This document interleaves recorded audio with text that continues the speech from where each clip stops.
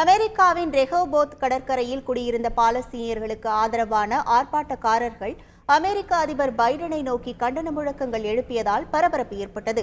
காசா போரில் இஸ்ரேலுக்கு எதிராக அமெரிக்கா முழுவதும் போராட்டங்கள் வெடித்துள்ள நிலையில் ரெஹோபோத் கடற்கரை அருகே போராட்டம் நடத்தப்பட்டது.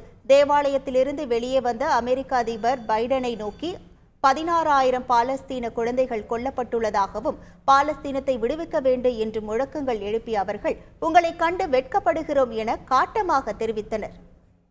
காசாவில் இஸ்ரேல் போரை கையாளும் விதத்திற்கு கண்டனம் தெரிவித்து இஸ்ரேலின் டெல் அவிவ் நகரில் அந்நாட்டு அரசாங்கத்திற்கு எதிராக மக்கள் மிகப்பெரிய போராட்டம் நடத்தினர். பிணை கைதிகளை விடுவிக்க நடவடிக்கை எடுக்க கோரிக்கை விடுத்தும் போராட்டம் நடத்தப்படும் நிலையில் மறுபுறம் இஸ்ரேல் அரசுக்கு எதிராக மிகப்பெரிய ஆர்ப்பாட்டம் நடத்தப்பட்டது. போலீசார் தண்ணீரை பீச்சி அடித்து போராட்டக்காரர்களை கலைக்க முயன்ற நிலையில் அப்போது இருதரப்புக்கும் இடையே தள்ளுமுள்ளு ஏற்பட்டதால் பெரும் பரபரப்பு நிலவியது.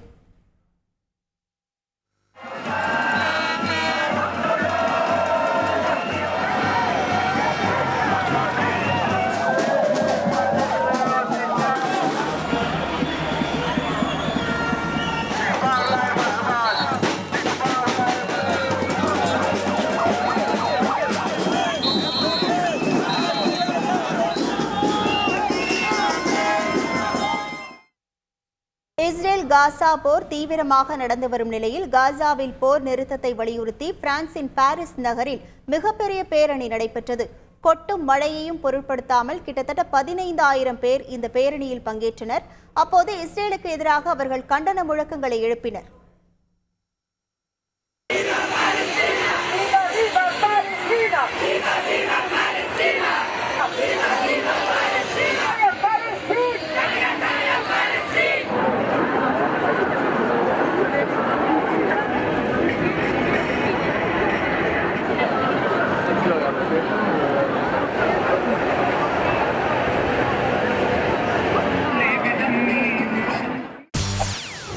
செய்திகளை உடனுக்குடன் தெரிந்து கொள்ள உடனே சப்ஸ்கிரைப் பண்ணுங்க.